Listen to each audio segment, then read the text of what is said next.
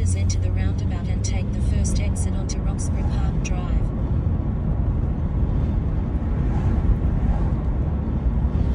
Guys, यस्तै छ अस्ट्रेलियाको मौसम. nobody can predict the weather of the Melbourne है. एकदम अहिले एकछिनै घाम भइरहेछ भने एकछिनमै पानी परिदिन्छ. एकदम अनएक्सपेक्टेड वेदर छ. त्यही भएर यहाँ भनेको एउटा स्टुडेन्ट लाइफमा नेपालबाट एउटा बुढो छाता चाहिँ लिएर आउनुपर्ने हुन्छ. होइन नि गाह्रो पर्न सक्छ. अब यहाँको यो एकदम यो नक्कल झगल छाता त काम लाग्दैन. त्यही भएर केटा हो, एकदम केटाकेटी हो, एकदम त्यो हाम्रो हजुरबाहरूले ओढ्ने बुढो छाता बोकेर आउनुपर्छ है. बुढो छाता गाह्रो छ. Australia is not for the beginners, especially in Melbourne. गाह्रो छ है, गाह्रो छ. यस्तो बौला ड्राइभरहरू हुन्छ. यस्तो पागलहरू 60को जोनमा 100 कुदाउनेहरू हुन्छन्. गाह्रो छ. यस्तो मजा आउँछ नि. यस्तो डब्बा जस्तो गाडी बोक्ने, काम जान्न ढिला भयो भने कुकुर कुदाएर कुदाउने, घरबाट टाइममा ननिस्किने. यहाँ चाहिँ एकदम टाइमिङ पङ्क्चुअल हुनुपर्छ. नेपालको जस्तो 5 मिनट भन्ने 1 घन्टा होइन. अन टाइम हुनुपर्छ. On time. गाह्रो छ नि.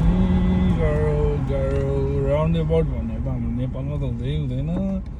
यहाँ चाहिँ राउन्ड एबाउटमा एकदम मजा आउँछ. एकदम याद गर्ने हो नि. स्वाहा हो. गाह्रो छ guys. Australia is not for the beginning. तर नेपालबाट आउँदाखेरि चाहिँ एकदम एउटा नेपाल लाइसेन्स चाहिँ लिएर त्यसले गर्दाखेरि एकदम बेनिफिट हुन्छ है. किनभने यहाँ आएर लाइसेन्स लिने चक्कर लाग्यो भने 2-3 वर्ष लाग्छ फुल लाइसेन्स आउनलाई. बेटर त्यही भएर नेपालबाट लाइसेन्स लिएर त्यसपछि भविष्यमा गएर ट्रायल दिएर once you verify your license, trial booking हुन्छ. ट्रायल बुकिङ भएपछि चाहिँ अनि एपोइन्टमेन्ट पाएपछि चाहिँ ड्राइभिङ टेस्ट हुन्छ. once you pass your driving test, you will get the full license in Australia so that you can ride up के अरे गाडी साडी चलाउनु मजा आउँछ. डेलिभरीको कामसाम गर्ने नै हो भने पनि एकदम फाइदा हुन्छ. अनि यस्तो केसमा चाहिँ आफै बाटो हुनुपर्छ है. यस्तो लाइनमा बसिराख्नुभन्दा अगाडि राउन्ड एबाउट छ भने एकदम यसरी स्वाट्ट जाने, फनक्क घुमेर रोटी पिङमा जस्तो घुमेर जस्ताको तस्तै. अरू अझै पनि लाइन छ यहाँ. हामी चाहिँ आइसक्यौँ. अगाडि एकदम बाटो हुनुपर्छ. यहाँ लाटो भयो भने त सक्यो. अस्ट्रेलियामा लाटो भएर काम छैन. पैसा कमाउनु छ भने चाहिँ बाटो हुनुपर्छ है गाइज. बाटो हुनुपर्छ. र अनि टिकटकमा भाइरल हुने हो भने चाहिँ मकैबारी दराम भन्ने गीत टिकटक बनाउनु पर्छ. युट्युबमा भाइरल हुनु छ भने चाहिँ एकदम क्वालिटी कन्टेन्ट दिनु सक्नुपर्छ है गाइज. अनि एकदम ओभर स्पिडिङ भनेको त यहाँ बिक हो. टिकट आयो भने मजाको टिकट आउँछ. नेपाली 20-25 हजारको फाइन आउँछ. त्यही भएर एकदम ध्यान दिएर मात्रै गाह्रो छ नि फेरि. अब मलाई यस्तो थम्बनेल बनाउनु आउँदैन है. बिस्तारै सिक्दैछु. त्यो मेरो पहिलो भिडियो नै भाइरल जान्छ भन्ने मेरो आशा छ एकदमै युट्युबमा. त्यति भन्दै तपाईँहरूको साथी भ्लगर सुजन महर्जनको च्यानललाई सबजनाले लाइक सब्सक्राइब गरिदिउँ. म रिक्स लिएर चलाइरहेको छु यतिको चाहिँ. अब फेरि ब्याक टु फर्म.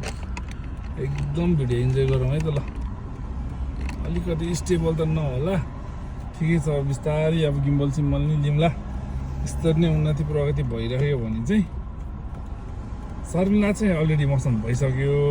अब उन्नति र प्रगति चाहिँ कहाँ छ मलाई थाहा छैन. शर्मिला भने चाहिँ फेरि तिमीहरूको भाउजू है. झुकिनु होला फेरि, नझुकिनुहोस्.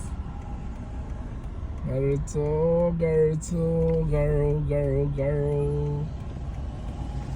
यहाँ त एकदम हेभी ड्राइभर होइन. एकदम रुल्स एन्ड रेगुलेसनमा चलाउनु जान्नुपर्छ है गाइज. भोलिको दिन फाइन आयो भने केही भइहाल्यो भने त फेरि In मजा आउँछ नि 300 meters, त turn right on Shanklin एकदम हेभी Boulevard फाइन आउँछ Isabella Lane. Hepatic fine heavy होइन हेप्टिक ओभर स्पिडिङको 20 भन्दा माथि स्पिड लिमिट भन्दा 20 भन्दा माथि गयो भने चाहिँ your license might get suspended either suspended or haptic fine be ready for that one है त के गर्नु अब हाम्रो नेपालमा मोडिफिकेसन लिगल छैन यहाँ चाहिँ एकदम लिगल छ आएर पड्काएर नि हिँड्न पायो रड्काएर नि हिँड्न पायो तर पुलिसले समात्यो भने पुलिसले पुल ओभर गर्यो भने मजाको खातिरदारी गर्छ आमाहरूले त्यही भएर be careful guys be careful legal one police there when police not there habibi everything legal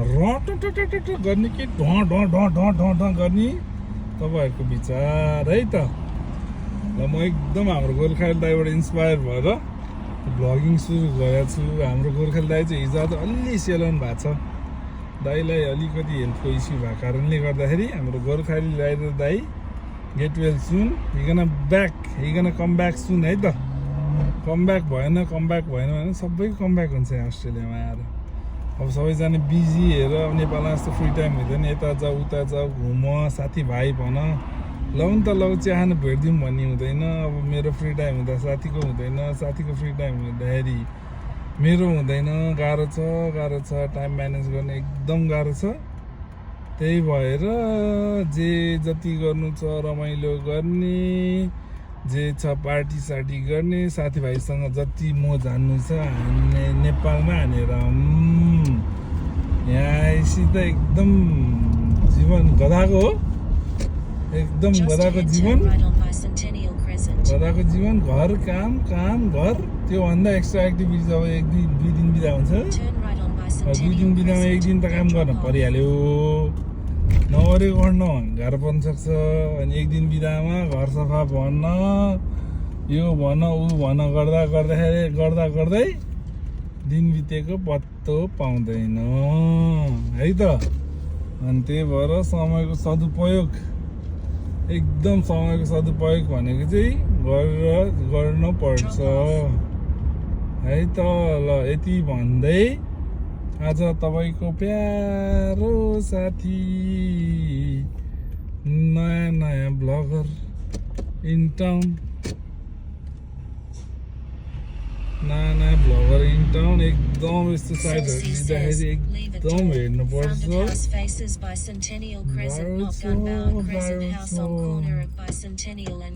एकदम हेरेर मान्छेहरू ड्राइभर युज गर्न पायो तर त्यो मेल बक्स भन्दा भित्र जान पाएन एकदम डेन्जर डाबरहरू हुन्छ स्पेसली यो लेबनिजहरूलाई त डर पनि हुँदैन भर पनि हुँदैन अब हामी जस्तोहरूलाई त गाह्रो बनाउँछ यिनीहरूले गाह्रो है त्यही भएर एकदम टेन्सन नलिउँ stay tuned I will be back soon guys ल यति भन्दै आजको यो भ्लग म यहीँ टुङ्गाउन चाहेँ है त ल यसरी नै माया साथ सपोर्ट लाइक कमेन्ट सेयर गर्न चाहिँ नबिर्सिनु होला ल धन्यवाद